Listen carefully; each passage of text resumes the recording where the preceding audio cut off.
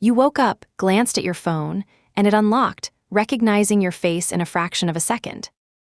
You started a message, and it finished your sentence.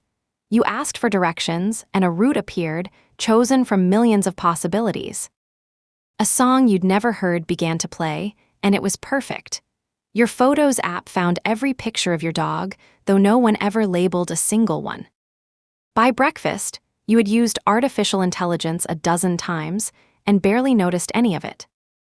Last time, we saw how a neural network learns. Today, what all that learning is actually for. The same simple engine, now pointed at the whole world, and it turns out it's already quietly everywhere. A quick reminder of the trick: a neural network isn't programmed with rules.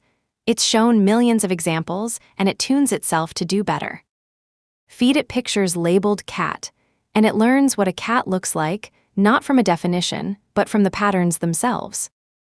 And that one idea, learn from examples, is astonishingly general. Change the examples, and the very same machinery learns something completely different. Show it images, and it learns to see. Show it sound, and it learns to hear. Show it language, and it learns to write. Let's walk through what that unlocks. And here's the punchline that surprised even the experts. There was no separate invention for vision, for language, for art. It was mostly the same idea, fed different data, and scaled up. More examples, bigger networks, more computing power. Past a certain scale, abilities nobody designed for simply began to emerge. Start with vision. To a computer, an image is just a grid of numbers, brightness values. Finding meaning in that grid is the hard part. Train a network on enough labeled photos, and it learns the patterns that make a face or a road. Point it at a street scene, and it draws boxes in real time. Car, pedestrian, traffic light, dozens of times a second. It builds that understanding in layers.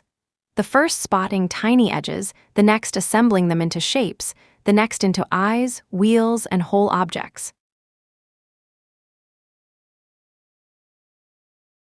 That's how your phone unlocks at a glance, how a camera blurs the background behind you, how a self-driving car perceives the world around it. And in medicine, the same kind of eye scans an X-ray or a retina, flagging the faint early signs of disease a tired human might miss. It can go further still, outlining the exact shape of every object, judging distance from a single flat photo, even guessing what's hidden just out of frame. A second pair of eyes that never blinks, never gets tired, and has studied more images than any human could in a lifetime. Now sound, a voice is a messy, wiggling wave. A network learns to turn that wave into words. That's the dictation in your phone, the live captions on a video, the assistant that answers the moment you speak. Run it the other way, and a network turns text back into a warm, natural voice, reading aloud, narrating, even speaking for those who have lost their own.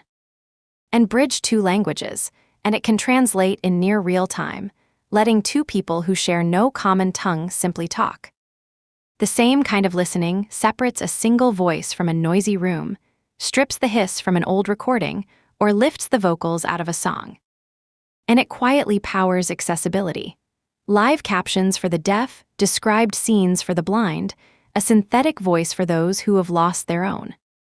But here is where it turns almost magical. You type a sentence, say, a lighthouse at sunset, painted in watercolor, and out comes a brand new picture that never existed before. How? The method is beautiful and backwards.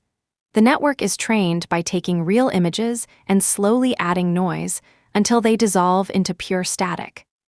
At every step, it learns to undo that, to remove a little noise, and nudge the static back toward something real. So to create, it starts from nothing but random noise.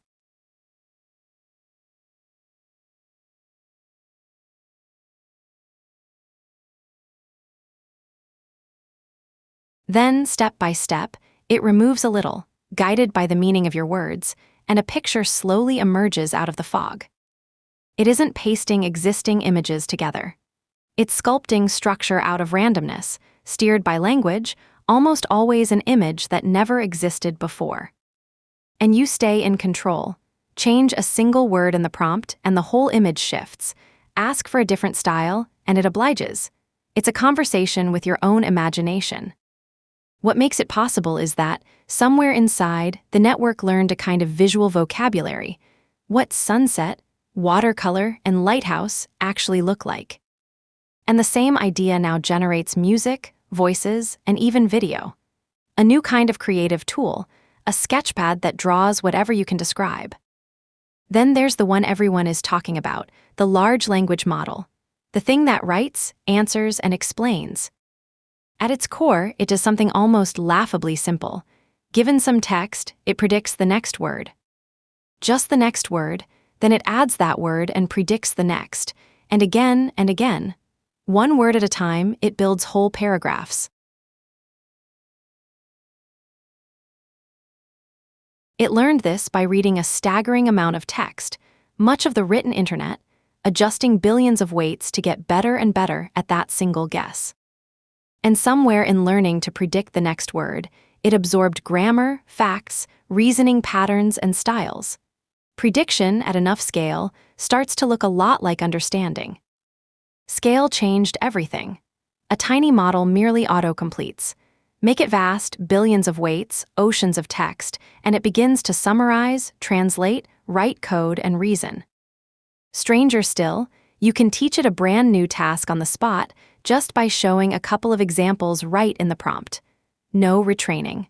It learned how to learn from context. But how does it keep track of meaning across a long sentence? The breakthrough is an idea called attention. As it reads, each word looks at every other word and decides which ones matter most for what comes next. Take the sentence, "The trophy didn't fit in the suitcase because it was too big." Attention is what lets the model know that it means the trophy, not the suitcase. This single idea, letting words weigh one another, is the engine, the transformer, behind nearly every modern language model. And because every word can look at every other word at once, in parallel, these models could finally be trained at truly enormous scale. That's a big part of why they took off. Underneath all of it sits a gorgeous idea. Meaning becomes geometry. Every word, every concept, gets turned into a point in a vast space, and things with similar meaning end up close together. Cat sits near kitten and dog, far away from helicopter. The network quietly arranges meaning into a map.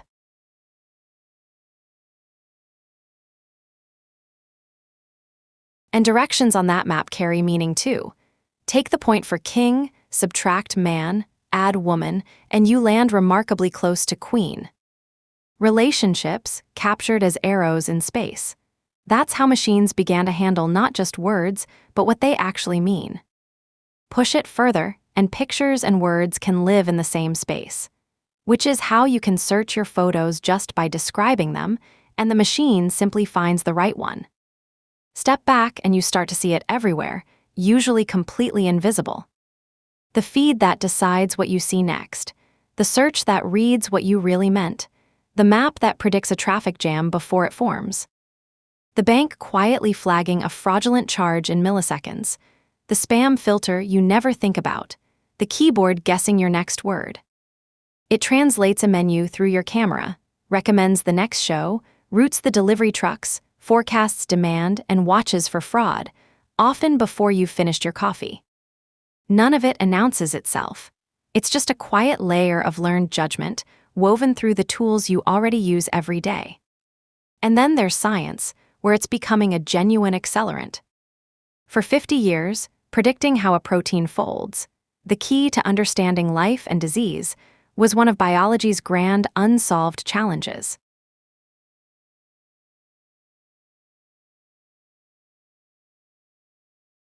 A neural network cracked it, predicting the shapes of nearly every protein known to science, and then handing that gift, freely, to researchers everywhere. Elsewhere, it's designing new materials, screening drug candidates, sharpening weather forecasts, even helping control fusion experiments. It's helping red-charred ancient scrolls, hunt for new antibiotics, model the changing climate, and sift the night sky for undiscovered worlds. not replacing scientists, but giving them a kind of microscope into problems far too vast to search by hand. Maybe the most human surprise is how it has landed in creative work.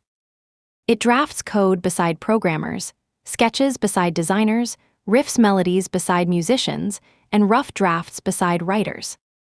Used well, it isn't a replacement. It's a co-pilot, a tireless collaborator that handles the blank page so you can do the deciding. The best results still come from a person with taste and intent, steering a tool of remarkable range. And it's opening creation to people who never had the training. Anyone with an idea can now sketch it, compose it, or prototype it, and see it come alive. Sit for a moment with how strange and how wonderful this is. For most of computing's history, a machine could only do exactly what it was told. Now, for the first time, we have machines that learn, that build their own intuition from experience, and carry it to almost any task we point them at. It isn't magic, and it isn't flawless. It reflects its data, it can be confidently wrong, and it asks real questions of us about how we choose to use it. The honest stance is neither breathless hype nor fear. It's a remarkable tool, with real limits and real responsibilities, arriving faster than almost anything before it. But handled with care, it may be one of the most powerful and most hopeful tools we have ever built, a lever under almost everything we do. So look back at your ordinary morning. The face unlock, the finished sentence, the route, the song, the photo of your dog. Behind every one of them sits the same quiet idea, a network that learned from examples by being a little less wrong over and over again. We taught machines to learn, and now they help us see, hear, create, and discover, woven so gently into daily life that we barely notice they're there. Not a replacement for human minds, but a new kind of partner. We spent decades teaching machines to follow our instructions. The wonder of this moment is that, at last, we taught them to learn and pointed that gift at the whole of human life. And we are only at the very beginning of what we'll build together.